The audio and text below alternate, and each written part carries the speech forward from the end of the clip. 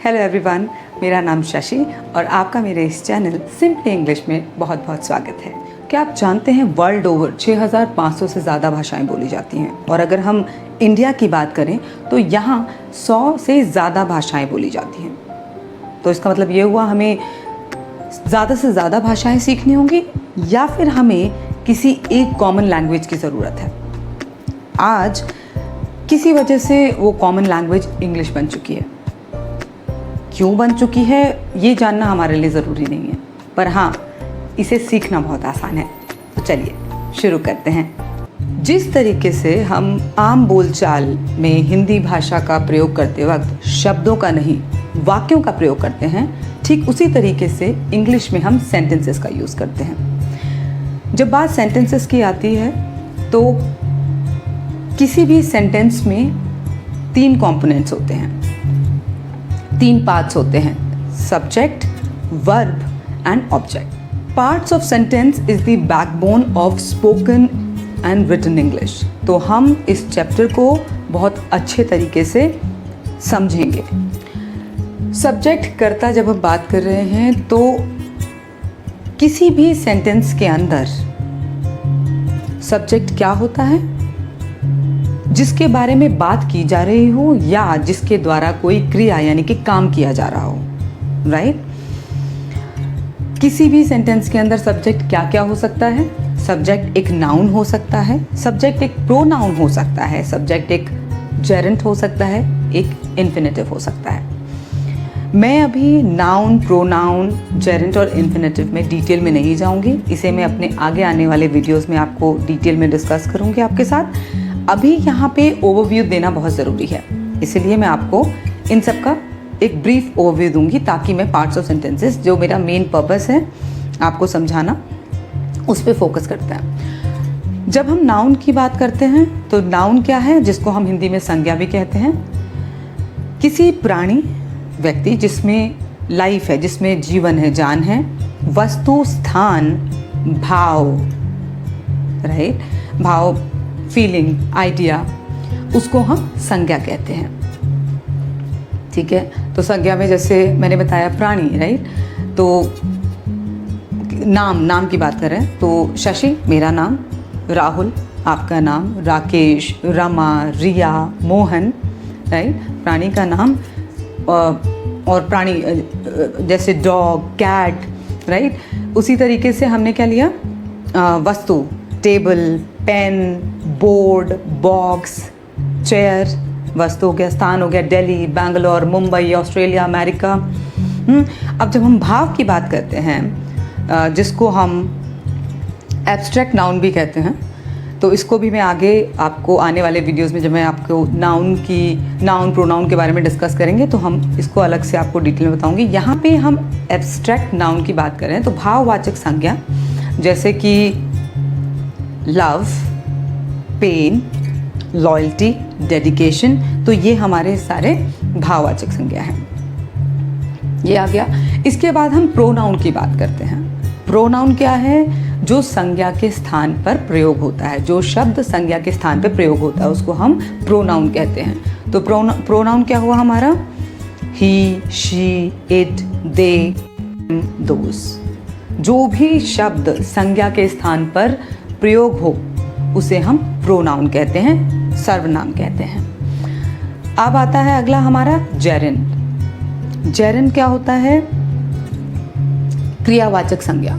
Geraint किसी भी verb के आगे, राइट, वर्ब प्लस आईएनजी लगा के एज अ नाउन हम इसको सेंटेंस के एज अ सब्जेक्ट पार्ट में या ऑब्जेक्ट पार्ट में यूज कर सकते हैं। जेरेंट उसे हम कहते हैं।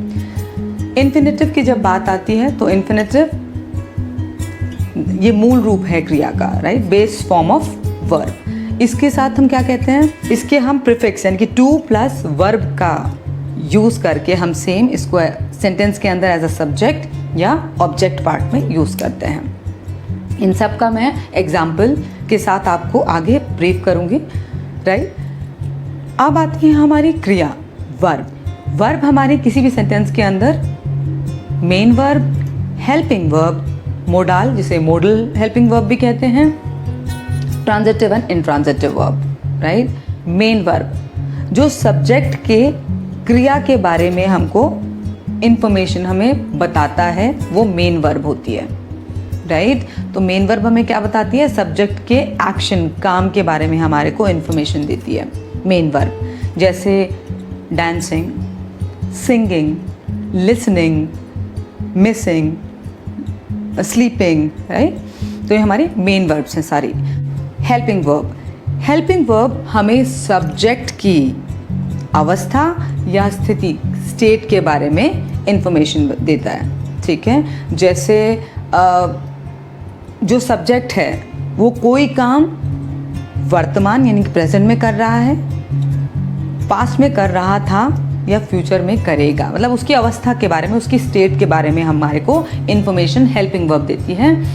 Helping verb present helping verb, past helping verb, future helping verb. तो जैसे मैंने आपको बताया अवस्था के बारे में, किस स्टेट क्या है उसका, उसके बारे में हमको इंफॉर्मेशन देती है। हेल्पिंग वर्ब वो है। मोडाल हेल्पिंग वर्ब भी हमारी जैसे हो गया should, must, can, could, should have, would have, will have to. So these are हमारी मोडाल हेल्पिंग वर्ब है। ये आ गया। अब ट्रांजिटिव एंड इनट्रांजिटिव वर्ब के बारे में जब हम बात कर रहे हैं, तो ट्रांजिटिव वर्ब वो होगी जहाँ पे सब्जेक्ट द्वारा किए गए कार्य का प्रभाव सीधा ऑब्जेक्ट पे पड़ता है, यानी कि वहाँ पे ऑब्जेक्ट है उस सेंटेंस के अंदर, ऑब्जेक्ट के ऊपर सब्जेक्ट के द्वारा की गई क्रिया का डायरेक्ट इम्पैक्ट आ रहा है, राइट, प्रभाव पड़ रहा है, वो ट्रांजिटिव वर्ब है। पर जहाँ पे सब्जेक्ट के द्वारा किए गई क्रिया का ऑब्जेक्ट में कोई प्रभाव पड़ ही नहीं रहा, यानी कि वहाँ पे कोई ऑब्जेक्ट है ही नहीं, वहाँ पे हमारी इनट्रांजिटिव वर्ब होगी, ठीक है। इसका भी मैं आपको आगे आने वाले एग्जाम्पल्स के साथ और अच्छे से डिटेल में क्लैरिटी दूंगी। मेन वर्ब मुख्य क्रिया, हेल्पिंग वर्ब सहायक क्रिया, और जिसे हम इंग्लिश में ऑक्सिलरी वर्ब भी कहते हैं। ऑब्जेक्ट यानी कि कारक। कारक क्या है? किसी भी सेंटेंस के अंदर सब्जेक्ट द्वारा किए गए कार्य का जिस पर सीधा प्रभाव पड़ता है वो हमारा ऑब्जेक्ट है। ऑब्जेक्ट कितने तरीके के होते हैं? Direct object and indirect object. ये ज़रूरी नहीं है हर सेंटेंस के अंदर ऑब्जेक्ट आपको मिलेगा। जहाँ पे ऑब्जेक्ट नहीं होगा वहाँ पे कॉम्प्लीमेंट होगा, यानी कि कॉम्प्लीमेंट से मतलब है टू कंप्लीट, पूरक, किसी सेंटेंस को पूरा करने के लिए वहाँ पे रखा गया है। तो इससे हमें क्या जानकारी मिली कि हर सेंटेंस के अंदर ऑब्जेक्ट आपको हमेशा नहीं मिलेगा। तो जहाँ पे ऑब्जेक्ट नहीं होगा वहाँ पे कॉम्प्लीमेंट होगा। जब हम ऑब्जेक्ट की बात कर रहे हैं तो हमने बताया डायरेक्ट एंड इनडायरेक्ट ऑब्जेक्ट, ठीक है। तो डायरेक्ट ऑब्जेक्ट जैसे I threw a stone, right, I threw a stone. तो यहाँ पे मेरे द्वारा किए गए कार्य का प्रभाव, right, I threw a stone, मैंने पत्थर फेंका, मैंने जो पत्थर फेंका तो मेरा जो फेंकने का है, मेरा जो इम्पैक्ट वो स्टोन पर पड़ा, राइट। तो स्टोन जो है, पत्थर जो है, मेरा डायरेक्ट ऑब्जेक्ट है, यहाँ पे कोई इनडायरेक्ट ऑब्जेक्ट नहीं है। अब अगर मैं आपको एक और एग्जाम्पल के साथ करूं, I threw a stone on you, मैंने पत्थर आप पे फेंका। अब इधर क्या हुआ है, मेरे द्वारा की गई क्रिया का प्रभाव पहले किस पे पड़ा? पत्थर पे पड़ा, राइट, पत्थर पे पड़ा और फिर आप पे पड़ा, यानी कि पत्थर जो है, जो स्टोन है, वो मेरा डायरेक्ट ऑब्जेक्ट है और आप क्या हो? इनडायरेक्ट ऑब्जेक्ट हो, राइट। किसी भी सेंटेंस के अंदर इनडायरेक्ट ऑब्जेक्ट तभी होगा जब वहाँ पे कोई डायरेक्ट ऑब्जेक्ट होगा, अदरवाइज इनडायरेक्ट ऑब्जेक्ट नहीं होगा, राइट। अब हम कॉम्प्लीमेंट की बात करते हैं। जैसे मैं आपको बताया कि कॉम्प्लीमेंट जहाँ पे जिस भी सेंटेंस के अंदर ऑब्जेक्ट नहीं है वहाँ पे कॉम्प्लीमेंट होगा, यानी कि टू कंप्लीट, पूरा, किसी भी वाक्य को पूरा करने के लिए जो हम लगाएंगे, राइट, कहाँ पे? ऑब्जेक्ट पार्ट में, वहाँ पे कोई ऑब्जेक्ट नहीं होगा उस सेंटेंस के अंदर, वहाँ पे कॉम्प्लीमेंट होगा। तो ये ज़रूरी नहीं है आपको हर सेंटेंस के अंदर ऑब्जेक्ट मिलेगा, जहाँ पे ऑब्जेक्ट नहीं होगा वहाँ पे हमें कॉम्प्लीमेंट मिलेगा, he has a football, right. इसमें अब क्या हो रहा है, he is a pronoun, has is a helping verb, right. Has is a helping verb, सहायक क्रिया है। अ फुटबॉल, उसके पास एक फुटबॉल है। इसमें जो सब्जेक्ट है ही, उसके द्वारा की गई क्रिया का ऑब्जेक्ट में इम्पैक्ट आ रहा है, कोई प्रभाव पड़ रहा है? कोई प्रभाव नहीं पड़ रहा। तो यहाँ पे ये कॉम्प्लीमेंट है, यहाँ पे ऑब्जेक्ट कोई नहीं है। हमें धीरे धीरे से समझना है, we should not be in hurry, हमें कोई जल्दबाजी नहीं है। आपको जहाँ से ये वीडियो नहीं समझ में आया होगा, आप इसे बार बार रिपीट करके सुनिए ताकि आपको इस कॉन्सेप्ट की क्लैरिटी हो, क्योंकि आगे आने वाली सारी क्लासेस के कॉन्सेप्ट आपको बहुत अच्छे तरीके से समझ में आ जाएं। तो चलिए आगे बढ़ते हैं। तो हम पार्ट्स ऑफ सेंटेंस को अब हम कुछ एग्जाम्पल से समझते हैं। यहाँ पे मैंने कुछ एग्जाम्पल्स लिखे हैं। रिया इज़ ब्यूटिफुल, यहाँ पे रिया क्या है हमारा? Riya is a noun, right. Riya is a noun, subject हमारा रिया है। Is the helping verb, present helping verb. Beautiful, right.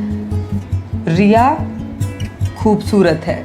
यहाँ पे हम रिया के बारे में बात करें, यहाँ पे सब्जेक्ट द्वारा किए गई किसी क्रिया का प्रभाव के ऑब्जेक्ट में पड़ रहा है। यहाँ पे कोई ऑब्जेक्ट है, यहाँ पे कोई ऑब्जेक्ट नहीं है। तो यहाँ पे क्या है, ये कॉम्प्लीमेंट है। किस तरीके का कॉम्प्लीमेंट है? जब यहाँ पे कोई ऑब्जेक्ट ही नहीं है तो किस तरीके का कॉम्प्लीमेंट हुआ? ये हमारा सब्जेक्टिव कॉम्प्लीमेंट हुआ। सेकेंड सेंटेंस में हम बात करेंगे, ही प्लेज फुटबॉल। यहाँ पे ही प्रोनाउन है, प्ले मेरी मेन वर्ब है, फुटबॉल मेरा ऑब्जेक्ट है। यहाँ पे सब्जेक्ट जो ही है उसके द्वारा किए गए काम का इम्पैक्ट किस पे पड़ रहा है, प्रभाव किस पे पड़ रहा है?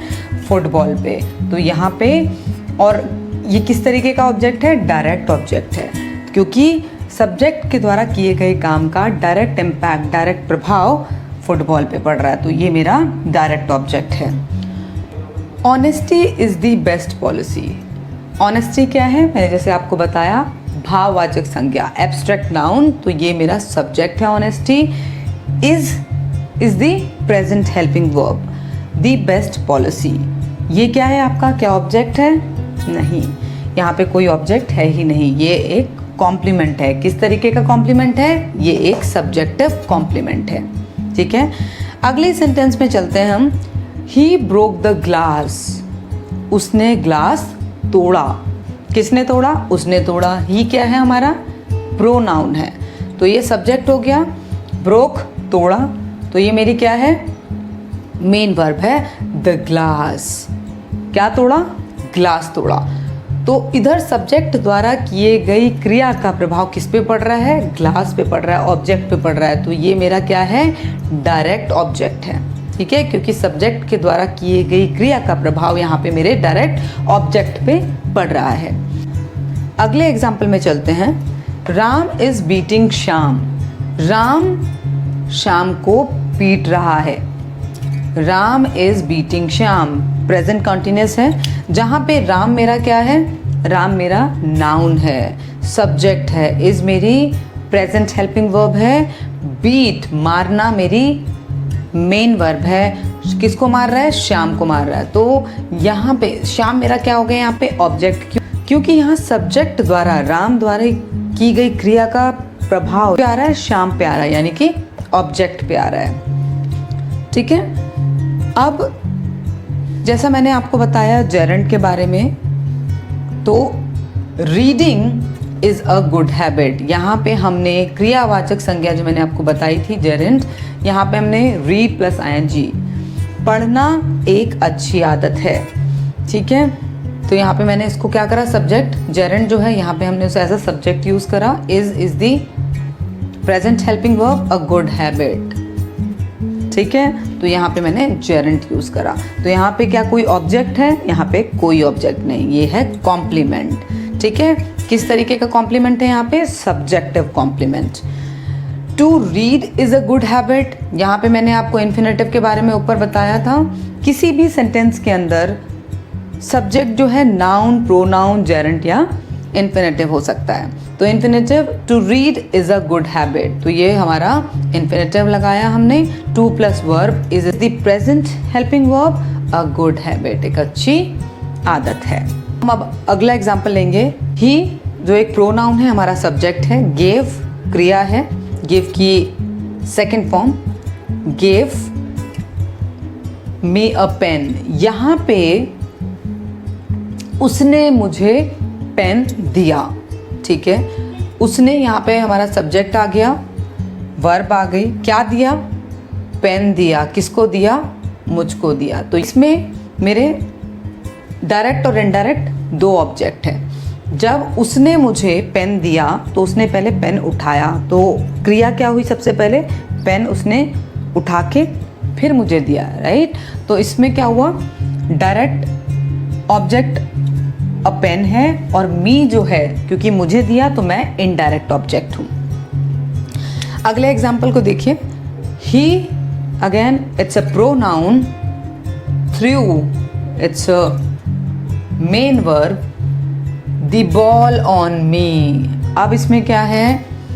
ही जो सब्जेक्ट है, उसने क्या फेंका? बॉल। तो बॉल क्या हुई मेरी? डायरेक्ट ऑब्जेक्ट, क्योंकि पहले मैंने बॉल को पकड़ा, उस पे मेरा क्रिया का इम्पैक्ट सबसे पहले पड़ा। और किस पे फेंका? इनडायरेक्ट ऑब्जेक्ट मेरा मी हुआ, क्योंकि फिर वो मेरे ऊपर आके गिरी। तो पहले डायरेक्ट ऑब्जेक्ट क्या बना मेरा? The ball, right. बॉल मेरी डायरेक्ट ऑब्जेक्ट बनी। एक बात बताना चाहूँगी कि किसी भी सेंटेंस के अंदर इनडायरेक्ट ऑब्जेक्ट तभी होगा जब वहाँ पे डायरेक्ट ऑब्जेक्ट होगा, अदरवाइज वहाँ पे इनडायरेक्ट ऑब्जेक्ट हो ही नहीं सकता। अगले एग्जाम्पल पे चलते हैं हम। I is a pronoun that's a subject in this sentence. Hurt, दुखाया, आपका दिल दुखाया। यू, आपका, ठीक है। मैंने आपका दिल दुखाया। तो यहाँ पे मेरा सब्जेक्ट ने क्या करा? क्रिया हर्ट, हर्ट करा, और यहाँ पे क्रिया की तरह यूज हुआ हर्ट। यू, यहाँ पे आपके ऊपर। मैंने किसका दिल दुखाया? मैंने आपका दिल दुखाया। तो सब्जेक्ट के द्वारा किए गए काम का इम्पैक्ट किस पे पड़ा? ऑब्जेक्ट पे। तो यू हमारा ऑब्जेक्ट हुआ। यहाँ पे जिस तरीके से हर्ट का यूज एज ए वर्ब की तरह हुआ है, नीचे देखिए, आई एम हर्ट, है ना। तो यहाँ पे क्या हो रहा है? यहाँ पे फिर से I is a pronoun subject, am is the present helping verb, and hurt यहाँ पे क्या है? Is a complement. यहाँ पे ये कोई वर्ब की तरह यूज नहीं हो रहा, यहाँ पे एज अ कॉम्प्लीमेंट हो रहा, क्योंकि यहाँ पे सब्जेक्ट के द्वारा किए गई क्रिया का कोई क्रिया हो ही नहीं, राइट। यहाँ पे क्या काम कर रहा है सब्जेक्ट? कोई इम्पैक्ट पड़ रहा है? यहाँ पे ऑब्जेक्ट है ही नहीं। यहाँ पे मैं दुखी हूँ, है ना, आई एम हर्ट, मैं दुखी हूँ। तो इसका क्या हो रहा है कि मैं दुखी हूँ, तो यहाँ पे कोई ये क्रिया नहीं है, दिस इज़ नॉट वर्ब, ये एज अ कॉम्प्लीमेंट यूज़ किया गया है। तो ये हमारा किस तरीके का कॉम्प्लीमेंट है?